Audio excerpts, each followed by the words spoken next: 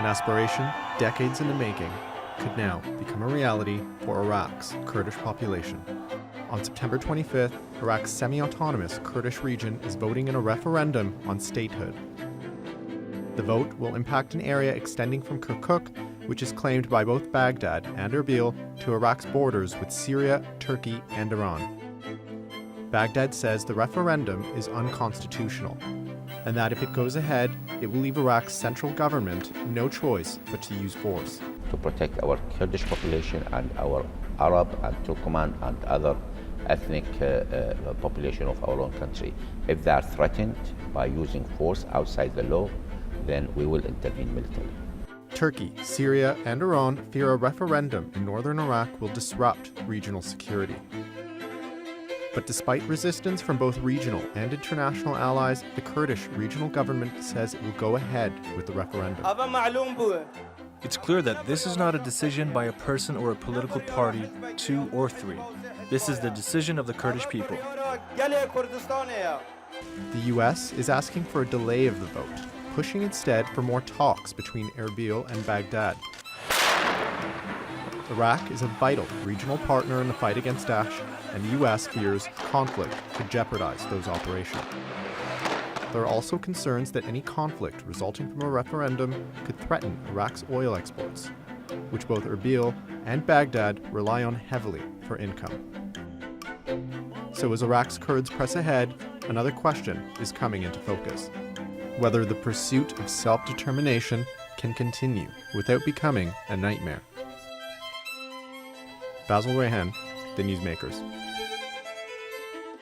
Well, to discuss what's at stake, I'm joined now from the capital of the Kurdish regional government, Erbil, by Mahmoud Othman. He's a former member of the Iraqi parliament and also a former head of the Kurdistan Socialist Party. And in Baghdad, Ali Ad-Dabagh, he's a former spokesman for the Iraqi government. Gentlemen, thank you very much for joining us. Mahmoud Othman, this referendum, a lot of people think it's a bad idea. Tell me why you disagree. Well, first of all, greetings to you and to my friend Ali Dabagh in Baghdad. Actually, this referendum came because the outstanding problems between Erbil and Baghdad were not solved since about 10 years or more than 10 years. Always discussions, no solution, no results. So that led to the referendum, and Constitution was not applied as it should be. That's why this came. So now the solution is, if those problems are solved and Kurds are given a guarantee that this will be solved for them, that may affect as an alternative the situation and could be a good alternative to the Kurds. So help me understand what the plan is. To have the referendum, to get a yes vote, and then use that as a negotiating tactic against Baghdad to say, well, maybe we don't want independence, but give us more autonomy. Is that tactical? Well, anyway, I think it could be before, it could be after the referendum. If there is a guarantee or a promise that the problems are solved and the UN or an outside body could supervise this, or could be a third party. But if nothing happens before or after, then referendum will take place, and there may be problems also between Kurds and the Iraqi side, especially in the areas which are called the disputed areas. Yeah. So I hope things will be solved one way or another through dialogue. Okay, you say supervising body, but who are you going to trust as a supervising body? Because let's take Baghdad and put it aside. Put the Iraqi central government aside. You have Turkey, Iran, the United States, the UN Secretary General, all of them coming out and saying this referendum is a bad idea. It shouldn't happen. So who are you going to trust as a supervisor if everybody is on the other side when it comes to this issue, Mr. Othman? Well, I think UN could be a supervisor, And America and Iran, these two countries have a lot of interest in Iraq, and they have an influence in Iraq also. They could help, of course. Okay, Ali Dabagh, if they want to go, why don't you let them go? Thank you very much. A greeting for my colleague, Mr. Mahmoud. About the constitution, I think the autonomous regional Kurdistan, they took the full power since 2003. They had all the powers in Baghdad, and Baghdad federal government, they have even no power to employ one policeman in the Kurdistan. So all the powers has been getting, there is nothing to complain about the power and the implementation of the constitution. First of all, the Kurds, they had to choose to be part, they had vote on the referendum in 2005 on the Iraqi constitution, which make Iraq as a federal government. They choose to be part of this country, which doesn't allow one side, whether it is a region or a governorate, to vote for independence or to be an independence. So it is unconstitutional that they will do. Plus that the issue is of the border.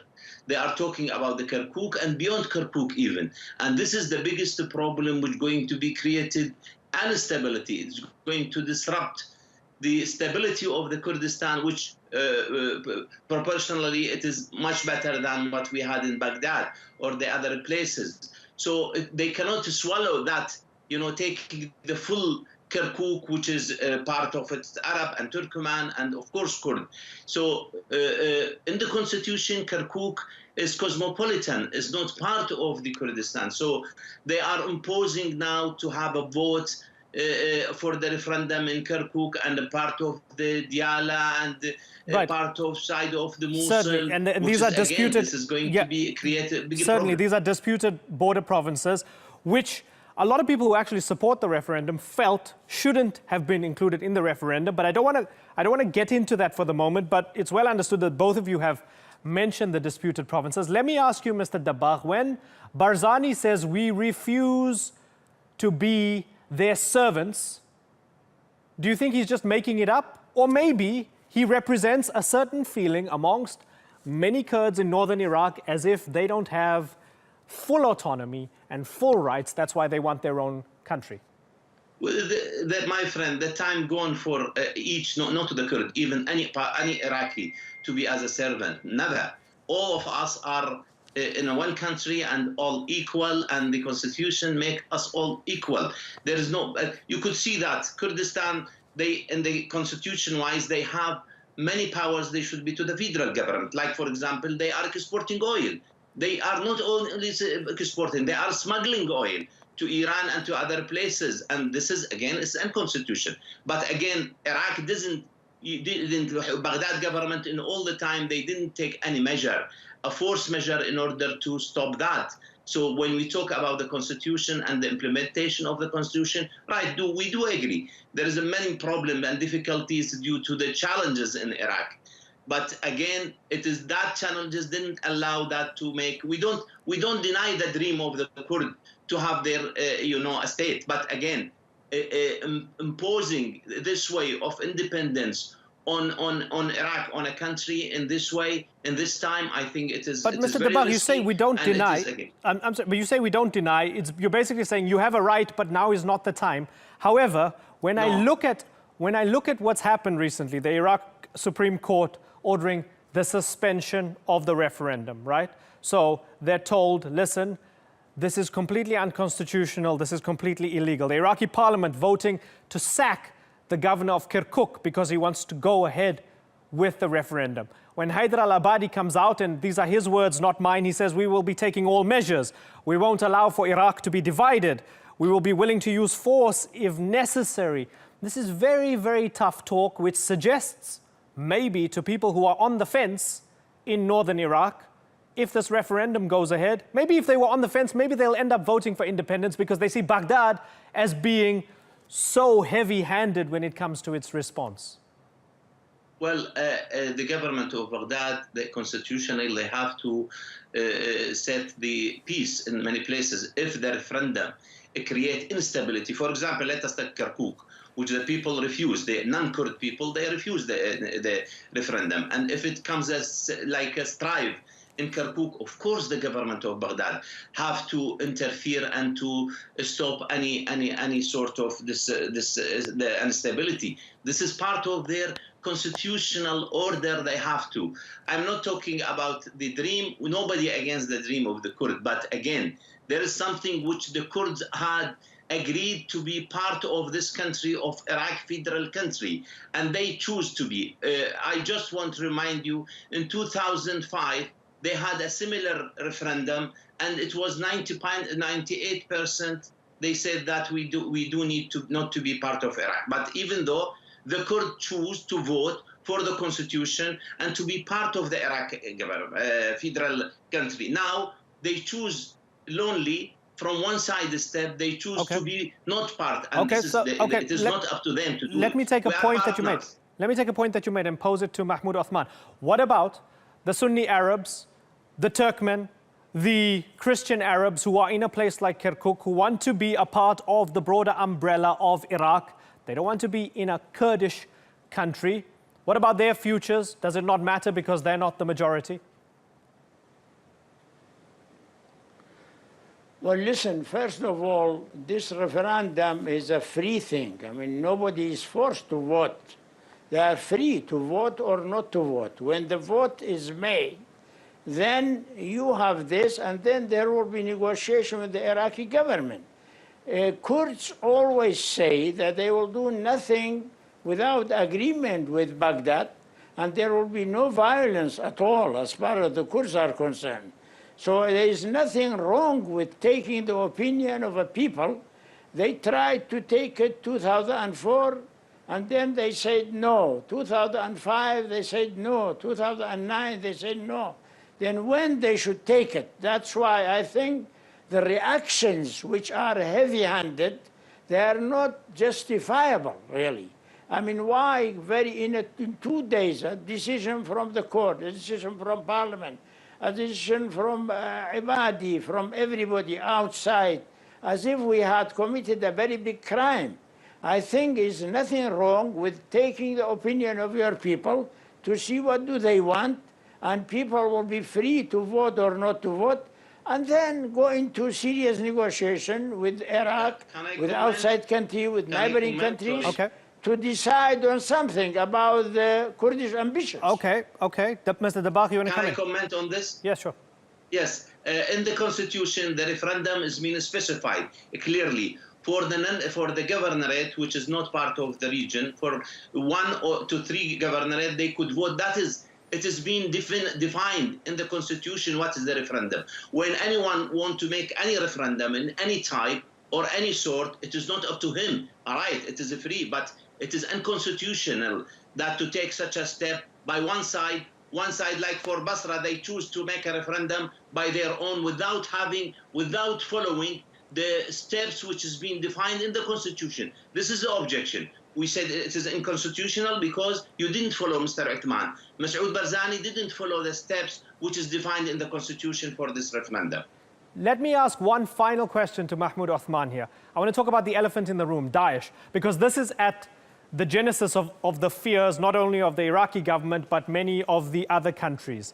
They feel you have this apocalyptic death cult that emerged in the region. It took over almost a third of your country at a point in time.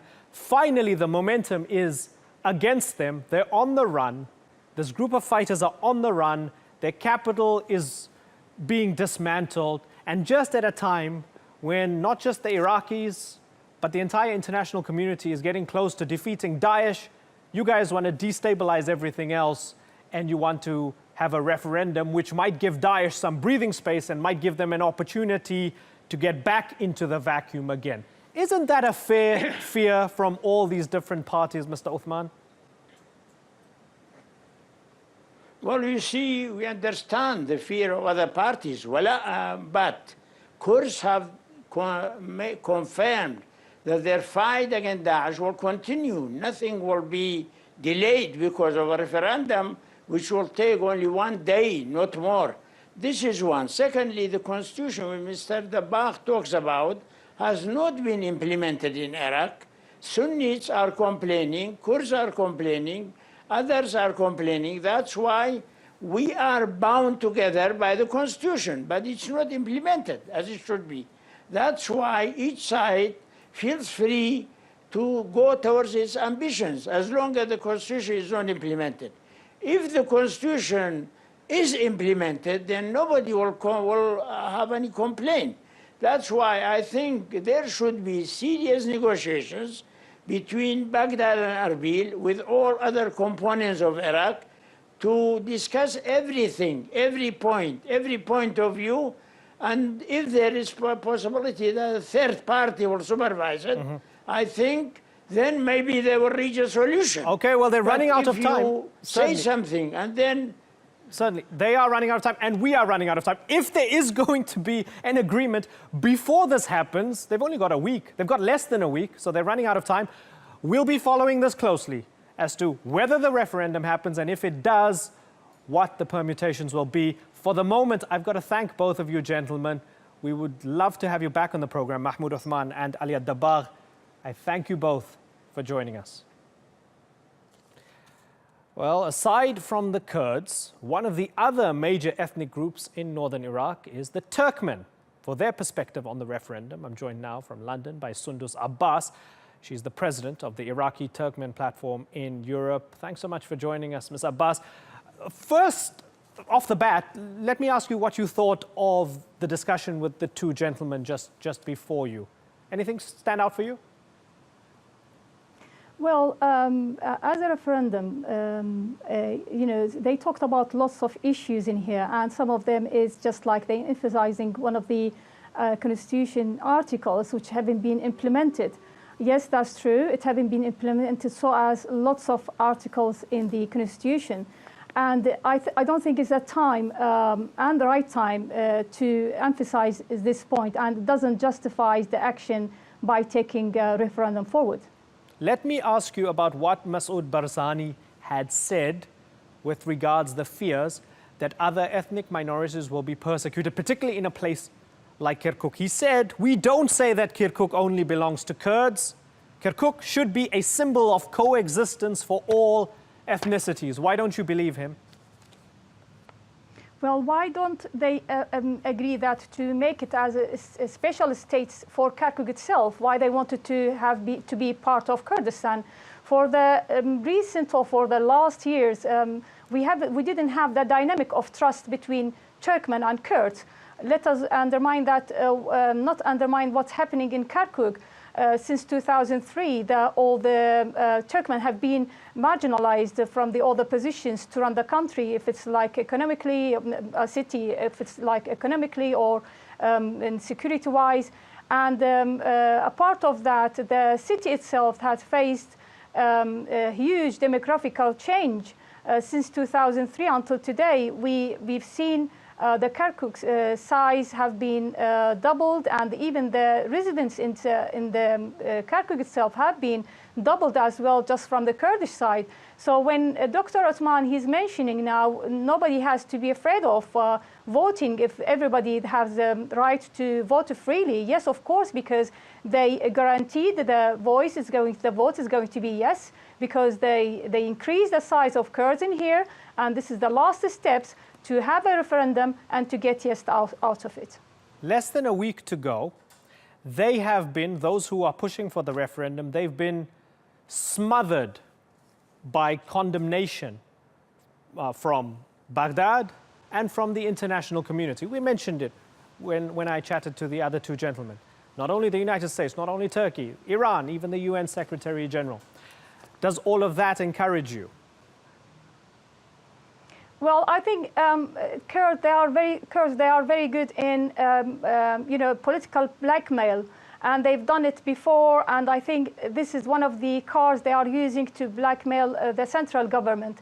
Let us not forget that there is two elements involved in this. One of them is the Kurdish, the government itself, they have their own issue. One of them, the president himself, is have run out his term, and the parliament haven't been held for 2 years, and they have their own financial problem. So to drive away the size from all this internal problem to the referendum, this is one of the reasons. And the second reason is the weak central government in Baghdad, especially with the terrorist group having lots of parts of Iraq, and the recent defeat of the ISIS group. They made them to think that this is the right time. If we haven't done it now, it won't happen later on when they get rid of the ISIS group, and it will be stronger. Okay, Sundus Abbas, it's been good to get the Turkmen perspective. Thank you very much for joining us from London. Thank you.